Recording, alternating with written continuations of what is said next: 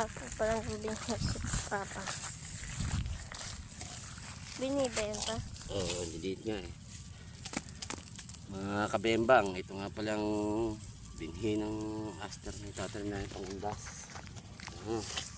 Natunaw ito ng ano eh. Bumaha. Nung nag-ulanan ng mga nakaraang linggo. Yan, ito na lang natira, ligiit. Okay na. Tayong magagawa, tayong binhi.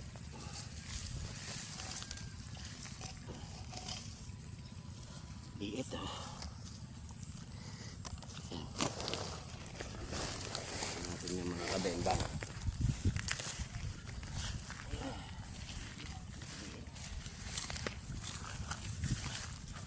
May langgam.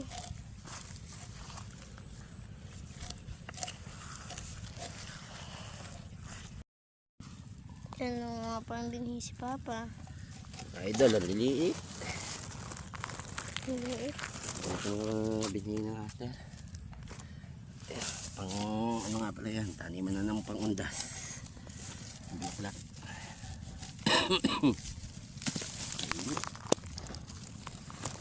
Ang panahon, walang hangin. Kalma. Liliit pa. Init eh.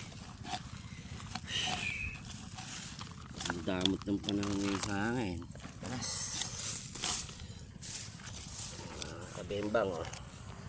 Yan, ganang kaunti ang binhi natin ngayon. At yan ay nabaha. Natunaw sa baha. Hindi sa ano, natuba. Yan, pinipili natin na pwede pa.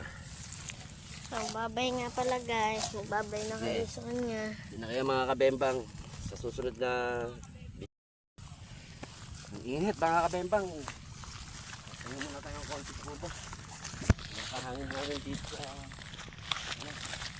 napakainit oh, kasaraw. Oh, ang init. Kakapila. Pagka man araw ka, bala na. Init mga kabembang. Tayo. May nababalong dun. Siya isang butete. Ano pa yung nirandap ko kagabi? Nirandap yan kagabi. Sili oh. Sino may gusto? Joke lang.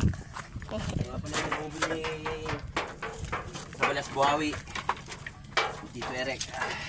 Yung kanyang kubong bago na ginawa ng gwapong-gwapong si Pangkoy Kolokoy.